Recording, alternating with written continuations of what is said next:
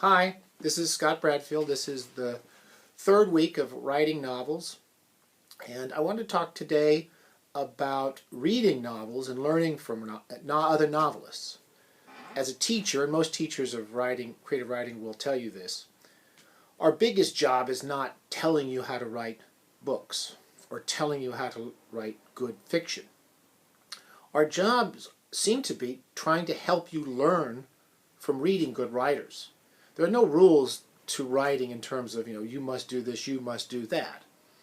But there are fundamentals of prose writing and fiction writing that really do need to be learned by everybody. And that's why there's certain writers I use in classes more often than I use other writers. This is not to say that you need to read Graham Greene, for example, who I've used already, and you have to like him or you have to read him to learn to write. But I use people like Greene and our writer this week, Brian Moore, because I feel that the skills and techniques that you must learn are most clearly available in their work. You can learn by reading these writers. That's why there's certain writers, and Brian Moore is one of the most well-regarded, many writers who are often referred to as writers' writers. I like that phrase because it's particularly appropriate for Brian Moore because many people don't know him. He's not as famous as say, Graham Greene was a fairly well-known writer. But Brian Moore was well regarded by other writers, and he still is. And most writers know his work, like they know Richard Yates in America long before there was a movie made of Revolutionary Road. Most writers knew of Yates. Many writers know of Simenon. Writers read Graham Greene quite often, Carol Shields, writers who do all the basics really well all the time. There's lots of writers who publish one or two big books. They're very famous and they may make a lot of money and they make movies out of this one or two books. But the importance of certain writers like Graham Greene, like Brian Moore, like Alison Lurie, like many of the people I've placed on the board of the opening of our class, Jonathan Franzen, these are writers who always do the basics. They always know what they're doing, and they're the ones you can learn from the most quickly, I think. I picked Brian Moore. I've used him most often in my classes. And again, if you don't enjoy the book I've assigned, don't feel bad about it. Don't worry about it, obviously. But do look at the techniques we'll be talking about in Brian's book. And the reason I use him is he is so clear on almost every page. He also tries a number of things. He does many different types of novels. He starts off in the 50s. He starts off in the 50s writing paperback thrillers under his name for money. He was a journalist. And he wrote a few paperback thrillers, which I think he was slightly embarrassed about as he got older, but they're quite technically smart books. And then he published his first book. I'll show this, the first edition of The Lonely Passion of Judith Hearn was published in the 50s. I always forget, 1955. And it was his first novel, and it was sort of a literary novel in the sense it's about a woman who's a spinster, basically, a 40-ish spinster, who is off alone in Belfast and basically lonely and has a drinking problem and wants to find a man. I think that's a very quick summary of her, but it's a fairly fair summary. Now, it doesn't sound like the sort of book that would be a page-turner, but I think it is a page-turner. If from the moment you start this book, you are concerned about this character, you like her, and you know where she is, you know who she is, and you're with her. You're on her side. And I think that's an important part of the novelist's job, is to create characters, central characters, who we're concerned with. They don't have to be nice people.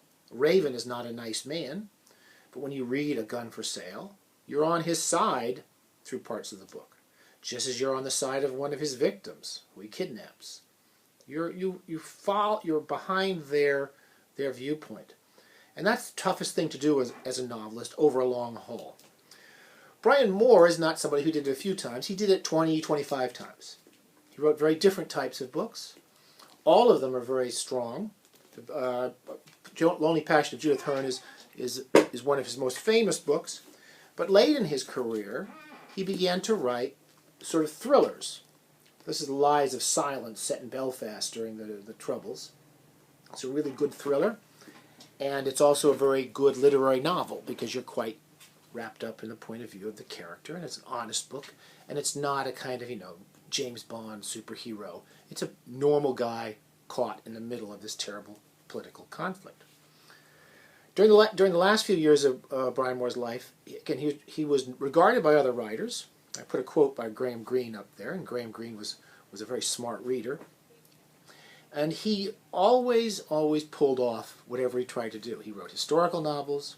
He wrote kind of fantastic novels. He wrote a ghost story called Fergus. And all of his books are a little bit different, but they all basically do one important thing. They set you up with a character at the beginning of the book. It may not be a nice person. He wrote a novel called The Statement, which is from the point of view largely of a Nazi collaborator in France, a really unpleasant man. But you're on his side when you're with him in parts of the book. You see the world through his eyes. And he wrote The Color of Blood, which is not necessarily my favorite of Brian Moore's books, but it's a good book, and it's a good book for class because it's short, and you can sort of see all the things we're talking about quite quickly, I hope. Now, what I'd like you to do while you're reading this book is, again, hopefully you will like it. I hope you'll enjoy it. But unlike Greene, you'll see that the prose is a little clearer. It's a little more, it's not quite as knotty and complicated as Greene's prose, but the narrative is quite complicated. Brian Moore wrote literary novels and thrillers, but whatever he wrote, he had 2 or 3 things going for him. He had a character, you were behind that character. He started his books somewhere, you knew where you were, and you wanted to know what was going to happen next. And those are the 2 most important things for a novelist. You can do this with many characters. It's much harder to do. Or you can do it with one character, which Brian Moore does in several books. And I like The Color of Blood because you never leave the point of view of Cardinal Bem. You're always with him. And that's something you really need to do as a novelist, at least once in your life as a novelist. You can shift around and you can change points of view in novels, but it's trickier. And by maintaining one point of view, you have something going for you, which is you have a character and you want to know what's going to happen to that character. And you worry about them as a reader. So this is a good book to try that with. I just want to show you very quickly how quickly the book starts. And I'd like you to think about these basic techniques that Moore sets up quickly so he doesn't have to set them up later. Read just the first page. The car taking him back to the residence entered Proclamation Square sometime between 9 and 9:15. He had not looked at his watch since leaving the meeting. It was raining, a summer shower. In the square, the statues, roofs, and monumental buildings were wetted slick. The pavement glistened. He switched on the pencil lamp over his clipboard to read, not his notes, but a small book by Bernard of Clairvaux. Do you not think that a man born with reason, yet not living according to his reason, is, in a certain way, no better than the beasts themselves? For the beast who does not rule himself by reason has an excuse, since this gift is denied him by nature, but man has no excuse. Sometimes, reading St. Bernard, he could abandon the world of his duties and withdraw into that silence where God waited and judged. But now he saw, peripherally, a black car racing very close to his. He turned to look. The driver, a woman, wore a green silk scarf tied around her head. Beside her in the passenger seat, a bearded man, holding a revolver in both hands, raised it, aiming at him. In that moment, Joseph, his chauffeur, wrenched the steering wheel around, deliberately crashing into the black car. Tumbled, as in a centrifuge, he was buffeted and thrown clear, his body thudding on wet pavement. He lay for a long moment in a painful stupor, staring at the ineluctable darkness of the night sky. Car horns sounded. He heard running footsteps. Let's just stop there, because basically in 2 paragraphs, you have all the basic techniques you need established in a novel incredibly quickly. We know who our main character is. We don't even necessarily know his name, and we don't know his name. But we're with a certain person. We're going somewhere with that person. And we're not told a lot of the things that you may think you need to tell your reader at the beginning of a novel. We don't know what he looks like. We don't even know his name in those first 2 paragraphs. We know he's an eminent figure. And we know that time has started in the novel. We don't start off with a long preamble about the state of this country. It's an anonymous country. It's roughly based on Poland in the 90s, when there was an alliance between the church and the Communist Party, and inside the communists, the people running the country, and this country's not told to us. The name of the country isn't even given to us. We have a character and a situation going somewhere when something happens to them. That's what you need at the beginning of a novel. You really need that. Now, he also said something very complicated, which is a moral question. Moore has this in the heart of all his books. Graham Greene has it. And for Moore, setting up that question simply and directly, early, gives him an opportunity to tell a story in which we have something in our background, in our minds, throughout the narrative. And that's that question about men and beasts, and what is the excuse of men who behave like beasts. Now that starts to color the story and texture it a bit, and give us a set of thoughts in the back of our heads. Even though it's a very narrative book, there's very little intellectual, ideological discussion throughout the book. What's more important is making sure that time is moving quite quickly and clearly from the opening paragraph.